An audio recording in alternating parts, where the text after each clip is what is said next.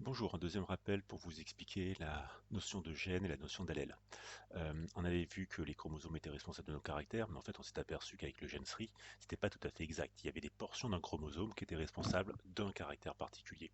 Ici on prend l'exemple du groupe sanguin pour comprendre cela. On a tous un groupe sanguin, donc on a tous un gène responsable des groupes sanguins, et par contre on n'a pas le même groupe sanguin, donc on a des variations individuelles du caractère spécifique groupe sanguin. Ici on explique un petit peu tout cela.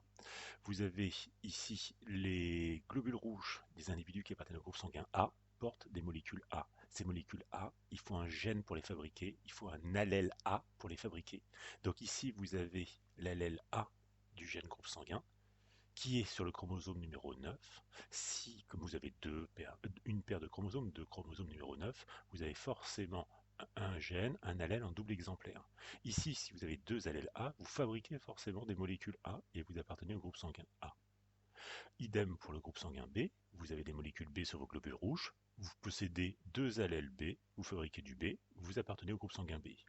Pour être du groupe sanguin AB, il faut avoir des molécules A et des molécules B, donc il faut un allèle A et un allèle B. Pour être au groupe sanguin O, il n'y a aucune molécule sur les globules rouges, donc il faut avoir un allèle O. Maintenant, si l'allèle O ne produit pas de molécules, c'est qu'il peut exister une autre combinaison pour le groupe sanguin A et le groupe sanguin B. Effectivement, si vous avez un allèle A, vous fabriquez des molécules A, vous appartenez au groupe sanguin A. Mais si sur l'autre chromosome vous avez l'allèle O qui ne produit aucune molécule, vous appartenez quand même au groupe sanguin A puisque vous n'avez plus que des molécules A. C'est la même chose avec le groupe sanguin B.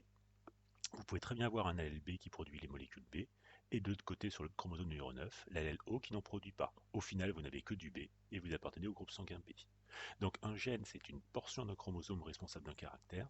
Un allèle, c'est une version d'un gène.